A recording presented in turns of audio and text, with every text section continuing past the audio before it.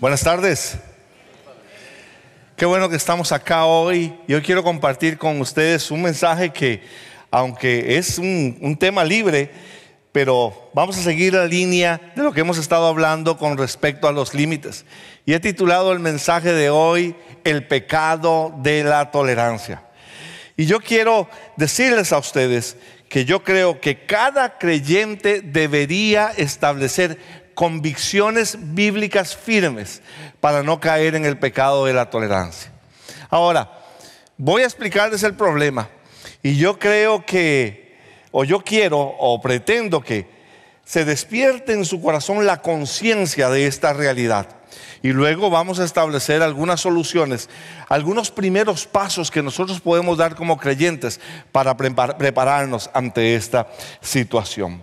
Hace poco tiempo, la Corte Suprema de Nuevo México dictaminó que la negativa de un negocio fotográfico para filmar una fiesta de compromiso de una pareja del mismo sexo equivalía a discriminación ilegal. Elaine Photography se llama este pequeño negocio fotográfico. Nunca se había opuesto a fotografiar gays. Sin embargo, ellos dijeron que no querían participar y filmar esta fiesta porque iba en contra de sus convicciones. Bueno, la corte simplemente les impuso una multa. Lo mismo ocurrió en Massachusetts, Illinois, y en otras partes también. Caridades Católicas históricamente ha sido la agencia de adopción más grande de los Estados Unidos. Y ellos colocan los niños con parejas, hombre y mujer casados. Sin embargo, se opusieron a colocar niños con parejas del mismo sexo. Bueno, déjenme decirles que esto se consideró intolerante y una violación a la ley. La corte simplemente le dio dos opciones: o violan su conciencia o cierran. Y es interesante porque lo que ellos hicieron era lo que tenían que hacer. Simplemente dejaron en estos lugares el trabajo de la adopción. En los Estados Unidos hoy, gracias a innumerables leyes y jueces progresistas, las personas pueden ir a prisión por negarse a practicar algo que ellas no comparten. ¿Sabía usted eso? Yo creo que ya no solo en los Estados Unidos, sino que ahora en todo el mundo. Porque para algunos tolerancia no significa tolerancia, sino que significa primero aceptar y segundo celebrar. Y de esta manera nos obligan a nosotros a vivir con lo que no estamos de acuerdo. Si no lo celebramos, entonces nosotros vamos a tener que pagar las consecuencias, ya sea una multa o quizás ir a la cárcel. No parece tolerancia, esto más bien parece totalitarismo. Se nos obliga a hacer algo que está en contra de nuestras propias convicciones. El 2 de febrero de 1959 apareció en la revista Christianity Today un artículo escrito por Billy Graham, y yo quisiera leer algunas de sus palabras porque son muy interesantes. El artículo se llamaba El pecado de la tolerancia, y Billy Graham decía: una de las palabras más usadas en esta época es tolerancia. Es una buena palabra, pero hemos tratado de estirarla demasiado. La hemos aplicado a menudo donde no pertenece. Hoy en día se enseña que la tolerancia significa aceptar cualquier diferencia de pensamiento, ideología o fe sin poner resistencia ni emitir ningún punto de vista contrario. Quien ose levantar su voz contra algo de esto es llamado intolerante y suele ser duramente criticado por su entorno. Ahora, estamos hablando de tolerancia. ¿Por qué no definimos los términos? Miren lo que dice el diccionario de la Real Academia Española cuando define la palabra tolerancia. Tolerancia significa, dice, respetar las ideas, creencias o prácticas de los demás cuando son diferentes o contrarias a las próximas. Y yo quiero que hagan énfasis allí en la palabra respetar. Ahora, miren lo que dice el diccionario con respecto a la palabra aceptar. Aceptar se define de esta manera: recibir voluntariamente o sin oposición lo que se da, ofrece o encarga, aprobar, dar por bueno, acceder a algo. Hay una frase aquí que yo quiero que meta en su corazón, por favor. Tolerar significa respetar, mas no aceptación. ¿Oyeron? Dígalo conmigo. Tolerar implica respeto, mas no aceptación. Nosotros debemos estar conscientes de estos y poner un límite en esta situación. Yo respeto, pero no acepto. Yo respeto, mas no celebro. Vuelvo a citar a Billy Graham, y es muy importante, y pongan atención en esto. La tolerancia, decía él, no significa que bajaré mis estándares o cambiaré mis códigos éticos y morales de vida para darle gusto a otros o para no lastimarlos. Significa que yo respeto las diferencias, esté o no de acuerdo, pero no las promuevo. Y mucho menos las acepto. El problema es que sobre la tolerancia en asuntos morales, dice él, hablándonos a nosotros los cristianos, hablándonos a la iglesia, nos hemos hecho suaves. Hemos sido debilitados en las convicciones, drenados en nuestras creencias y despojados de nuestra fe. Vayamos a la realidad, hablemos más sobre la tolerancia y veamos qué es lo que está pasando en nuestro mundo. Quizás de esta manera podemos abrir mejor nuestros ojos. Cuando hablamos del pecado de la tolerancia, me refiero a que hoy tendemos nosotros a usar la tolerancia como justificación para diluir o para disolver los límites o estándares de la vida. Lo que antes era llamado inmoral, ahora es común para las personas. Y recuerdo las palabras de Isaías. Decía, ay de aquellos a los que llaman lo bueno malo y lo malo bueno. La palabra de Dios llama pecado al sexo fuera del matrimonio, pero la sociedad en la que vivimos lo considera algo normal. La Biblia dice que el homosexualismo puede y debe resolverse en la vida de una persona para alcanzar la salvación. Pero la sociedad te llama intolerante u homofóbico si tú te atreves a llamar el homosexualismo pecado. Nosotros creemos en la existencia de un solo Dios y un solo mediador, que es Jesucristo. Pero hoy la sociedad nos obliga a aceptar todas las religiones y todas las creencias, porque todas creen en un mismo Dios. Todas van por el mismo camino, lo cual nosotros sabemos que no es cierto. Hemos confundido el significado de la palabra tolerancia con el de aceptación. Ahora, ¿cómo llegamos hasta aquí? ¿Cómo es que nosotros estamos en este punto? Desde hace algunos años se comenzó a manipular el lenguaje para manipular la mente de las masas. La razón es que si se corrompe el lenguaje, se corrompe el pensamiento. Piensen esto, por favor. ¿Dónde vemos nosotros esta manipulación del lenguaje? En televisión, en el internet, en los medios sociales. Ellos, utilizando personas de influencia y utilizando intelectuales, han tratado de cambiar el lenguaje. De esa manera, nosotros hemos sido afectados porque a través de la forma en que ellos hablan, están determinando la manera en que piensa la gente. Estos son distribuidores de segunda mano que van definiendo la opinión general. ¿Por qué? Porque son la fuente de información de la mayoría. Así han creado un clima de opinión favorable para aquello con lo que nosotros estábamos en desacuerdo. De manera que ahora se acepta como algo normal. Se va transformando la cultura para cambiar la conciencia. Y voy a darles un ejemplo. El movimiento LGBT. Yo creo que cada uno lo conoce, ¿verdad? LGBT, el movimiento homosexual. Y solamente lo pongo como ejemplo. Ellos han usado esta estrategia y su objetivo es la eliminación de las restricciones de la libertad sexual establecidas por la civilización judeocristiana. ¿Qué es lo que ellos están pretendiendo? Bueno, cambiar, por ejemplo, el matrimonio tradicional. Y esta influencia está en todos los estratos de la sociedad. ¿Qué dice la Biblia con respecto al matrimonio tradicional? Un hombre una mujer, unidos en matrimonio, y esta ha sido la piedra angular de la civilización.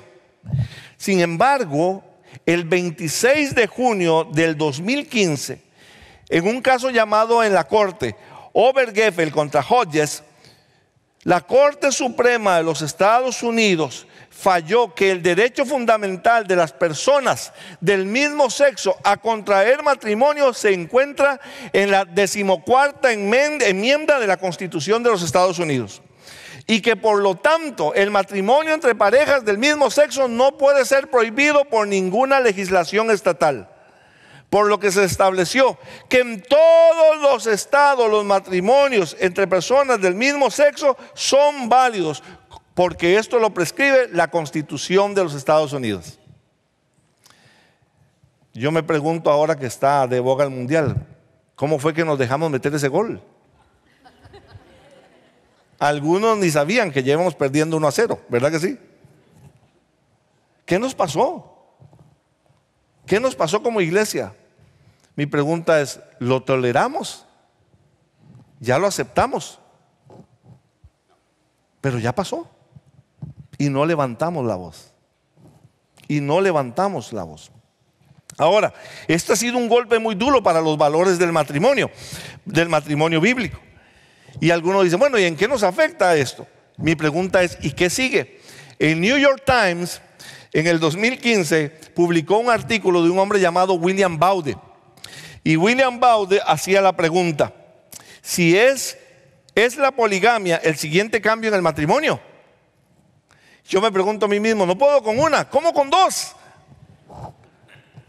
Pero, no solo bromeo, pero él decía, ¿es la poligamia el siguiente paso para el matrimonio?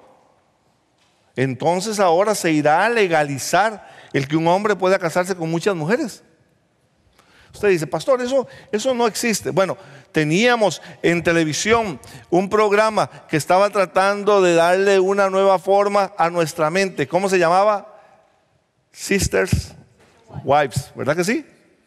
Las hermanas esposas.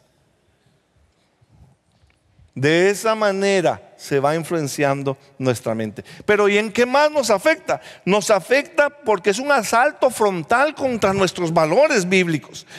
Pero también cuando bajo el nombre de la tolerancia y con la ayuda de los gobiernos, con el respaldo de los gobiernos, se nos exige aceptar y celebrar todo aquello que va en contra de nuestros principios o sufrir las consecuencias. Déjenme mostrarles algo más para que abramos más los ojos y podamos crear más urgencia y también podamos motivarnos a la respuesta en esto, a prepararnos para dar una buena respuesta.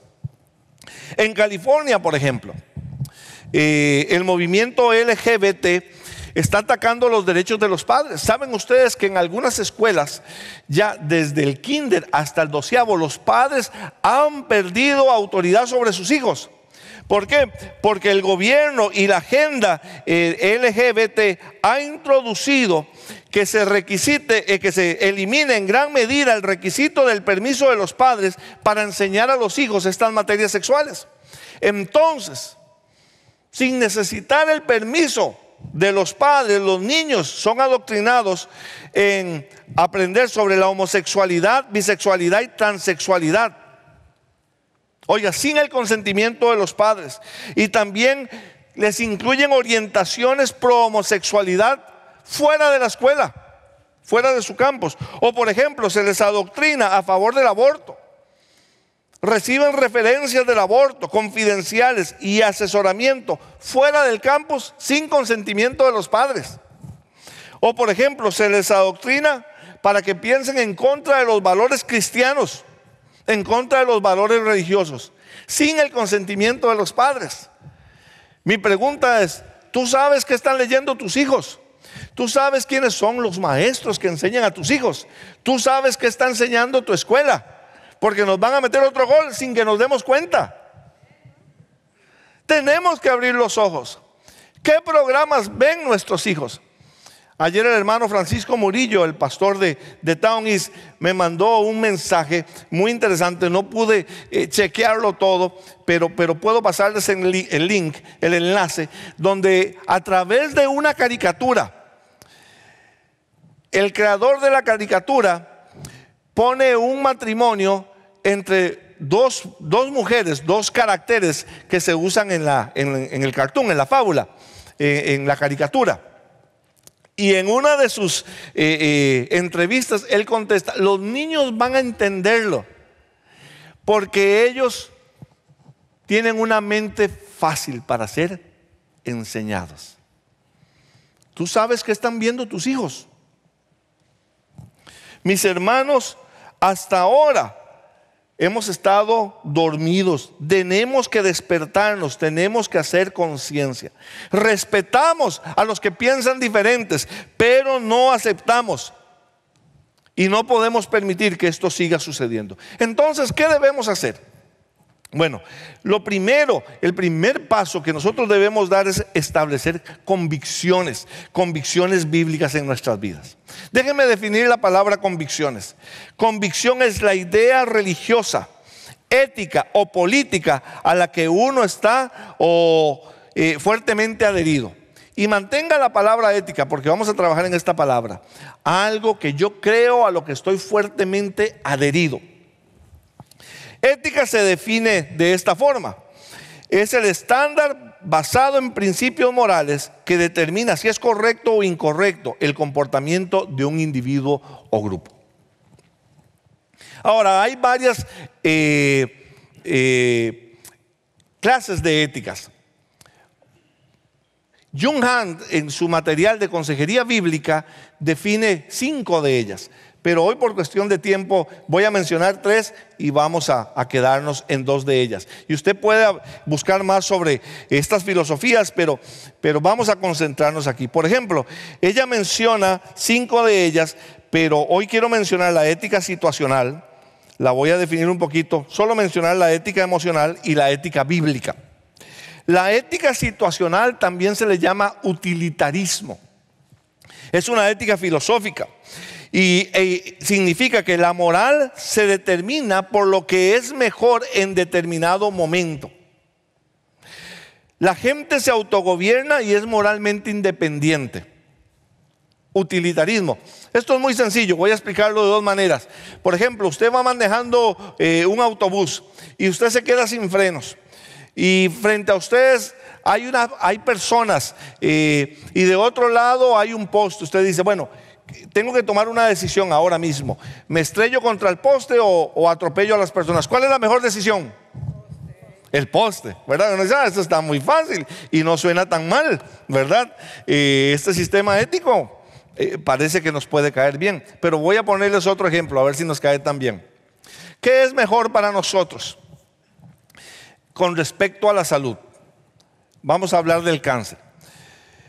Que las grandes farmacéuticas y todos los que están a cargo de la medicina inviertan dinero en una campaña para que la gente aprenda a alimentarse mejor y de esa manera se prevenga la enfermedad de la mejor manera posible, o gastar el dinero en tratamientos carísimos para tratar de curar la enfermedad. ¿Qué es mejor? La prevención, ¿verdad que sí? Bueno, pero eso pensamos nosotros. ¿Qué dice la ética utilitarista, la ética situacional? ¿Qué es más conveniente para las campañas, las compañías farmacéuticas? Gastar en tratamiento, ¿verdad? Que nosotros gastemos en tratamientos costosísimos. Entonces, ¿para qué prevenir? Esta ética dice: lo que más conviene es ganar, aunque algunos tengan que perder su vida. ¿Comprenden ustedes cómo funcionan estas éticas? Ahora, ¿cuál es la ética que nos rige a nosotros? ¿Cuál es el estándar basado en principios morales que nos ayuda a determinar a nosotros lo que es correcto o lo que no es correcto? La ética bíblica.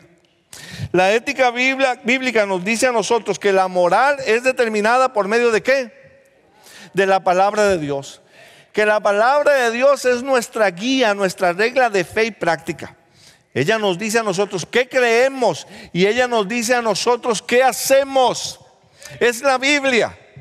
No es Univisión, no es Telemundo, no es el Facebook, no es ningún otro medio social el que influye en nuestro pensamiento, pone nuestras bases y nuestras convicciones, nos dice qué pensar y qué hacer. Es la Biblia, es la Biblia. Por eso es hora de que nosotros apaguemos el televisor y empezamos a leer más la Biblia.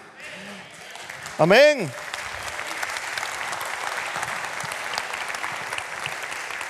Es hora de que le hagamos menos casos a los medios y le hagamos más caso a Dios. ¿Por qué? Porque la Biblia es de donde provienen nuestras convicciones. En ella nosotros encontramos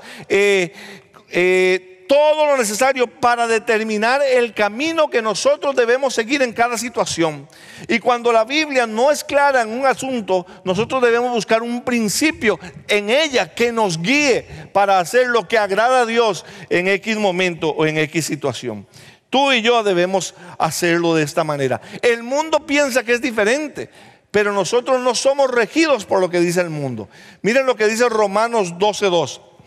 No imiten las conductas ni las costumbres de este mundo. Más bien dejen que Dios los transforme en personas nuevas al cambiarles ¿qué?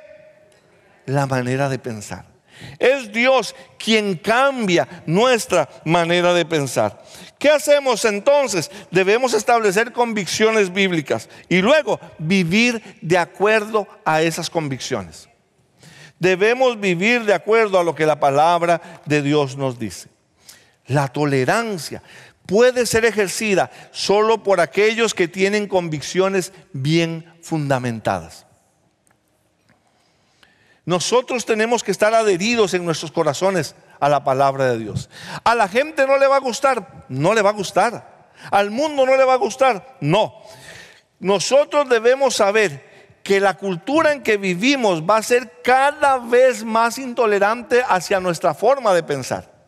Pero esto me hace pensar en las palabras de Jesús. En Juan capítulo 15, versículo 19, mire lo que dice Jesús. Si pertenecieran al mundo, ¿qué dice? El mundo los amaría como a uno de los suyos. Pero ustedes ya no forman parte del mundo. Yo los elegí para que salieran del mundo. Por eso que dice, el mundo los odia. Es importante que recordemos esto. No somos del mundo, pertenecemos al Señor. Ahora, hago aquí un punto interesante. Nunca debemos de tratar mal a nadie. Respetamos, pero no aceptamos ni promovemos lo que otros creen que va en contra de la palabra de Dios. Miren, aquí hay 4 puntos sencillos que yo quiero enseñarles a ustedes que nos ayudan con respecto a esto de vivir en las convicciones. Primero, vivamos lo que predicamos. La única manera en que el mundo escuchará el evangelio es si nosotros como cristianos lo vivimos y lo proclamamos. No podemos imponerle a nadie nuestras creencias, pero nuestra actitud con todas las personas debe de ser amarles, debe de ser servirles. Debe de ser ayudarles en lo que podamos ayudar. Pero recordamos que hay límites en cuanto a nuestro querer y hacer con respecto al mundo. La palabra de Dios nos dice que somos sal y que somos luz. No voy a leer el pasaje, pero sí quiero mencionarlo. Mateo 5, 14 y 15. La sal cumple su función cuando sale del salero y empieza a darle sabor a la comida. La luz cumple su función cuando alumbra en medio de las tinieblas. No podemos perder nuestro poder de alumbrar y de preservar o dar sabor en el mundo en que vivimos. Vivamos lo que predicamos. Si decimos que somos cristianos, comportémonos como cristianos. Si decimos que creemos lo que la Biblia dice, entonces vivamos de acuerdo a lo que decimos creer. Número 2, hablemos la verdad en amor. Efesios 5:14 dice, en cambio, hablaremos la verdad con amor y así creceremos en todo sentido, hasta parecernos más y más a Cristo, quien es la cabeza de su cuerpo, que es la iglesia. Ama por Cristo. Ama a la gente, aunque no estén de acuerdo contigo. Ama a la gente. Ámalos como Cristo los amaría. Nadie puede resistirse al buen amor. Ama a la gente. Y cuando estás en desacuerdo con la gente, compártelo con la gente, con un buen argumento. Y si la persona no acepta lo que tú dices, sigue amándole, no le trates mal, no le insultes.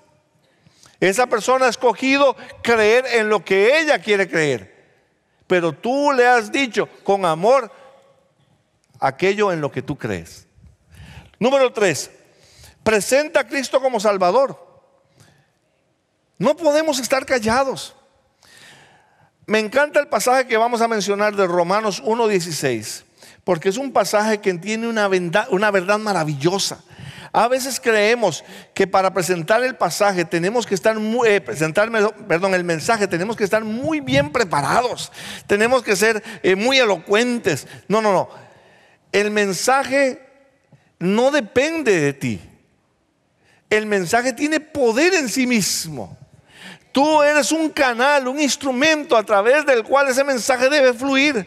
Mire lo que dice Romanos 1:16, porque no me avergüenzo del evangelio, dice Pablo, pues es el poder de Dios para salvación de todo el que cree, al judío primeramente y también al griego. Tú presenta el mensaje viene de Dios. Y cuando el mensaje entra en el corazón de una persona, el poder de ese mensaje actúa y hace algo dentro de esa vida. Transforma esa vida, cambia esa vida. Pero el mensaje debe de ser proclamado. Habla a otros de Cristo, habla a otros de Cristo. Si nosotros no los ganamos para Cristo, se van a perder y el mundo va a llenar sus vidas. Y por último, prepárate para dar defensa de tu fe. Usa tu mente, tu intelecto para la gloria de Dios. Lee, aprende, capacítate. Forma en tu vida el hábito de la lectura. Compra buenos libros. Define cada día unos 10, 15 minutos para empezar a leer un buen libro, para empezar a leer un buen artículo y aprender. A veces como cristianos no sabemos cómo dar un argumento. Tenemos que prepararnos. Mire lo que dice el apóstol Pedro en su primera carta, en el capítulo 3, versículo 15. Dice, si no santificad a Cristo como Señor en vuestros corazones, estando siempre preparados para presentar defensa ante todo el que os demande razón de la esperanza que hay en vosotros. Pero haced lo que dice, con mansedumbre y reverencia. Sí, a veces se requiere que nosotros presentemos nuestros argumentos, pero con mansedumbre y con respeto. Con respeto. A.W. Tozer decía, cuando nos volvemos tan tolerantes que llevamos a las personas a la niebla mental y a la oscuridad espiritual, no actuamos como cristianos, estamos actuando como cobardes. Estamos tan preocupados por ofender a otros, decía él, que nos hemos detenido a considerar que podemos ofender a Dios. ¿Cuántos han escuchado hablar de NAMBLA? Levante la mano. ¿Quiénes han escuchado hablar de NAMBLA? ¿Sí? Así se traduce NAMBLA. Estas siglas se traducen de esta manera, o son para estas palabras: North American Men Boy Love Association. Sí, son pedófilos que no solo no se arrepienten de su atracción hacia los menores, sino que además demandan a la sociedad que les reconozca y acepte tal como son. Incluso apuntan a que se designe la pedofilia no como un trastorno psicológico, sino como una orientación sexual. Demandan que la sociedad le reconozca y legalice con este argumento. Óigalo: si las leyes ignoran todo eso, se seguirán produciendo como consecuencia más abusos sexuales a menores, dicen ellos. Y piensan que si la sociedad normaliza el concepto de la pedofilia, el número de pedófilos convertidos en pederastas disminuiría. ¿Será eso una verdad? Es una mentira. ¿Saben qué están utilizando? La misma agenda que utilizó el grupo LGBT. ¿Y qué estamos haciendo nosotros? Mis hermanos, necesitamos personas que se pongan de pie y sin vergüenza digan como dijo Josué: yo y mi casa serviremos a Jehová. Póngase de pie, por favor. Dígale conmigo al Señor: Padre, gracias porque nos permites escuchar la realidad, pero también desafíanos hoy a apagar el televisor y capacitarnos. Quizás leernos un buen libro de la sana doctrina. Empezar nosotros a afilarnos en lo que creemos, a establecer convicciones firmes y no dejarnos llevar por la corriente del mundo. No podemos perder nuestro sabor, no podemos darnos por vencidos, no podemos darle la tarea a otros. Somos nosotros los llamados a ponernos en pie. Y somos nosotros porque nos has salvado en este tiempo con un propósito para esta generación. Tócanos, Señor. Despiértanos, Señor. Dile: Señor, aquí estoy, Señor. Guíame, ayúdame, Señor. Que tome mi posición en esta batalla espiritual. Padre, gracias. En el nombre de Jesús. Amén. Amén. Que Dios me los bendiga. Dé un aplauso fuerte al Señor. Amén.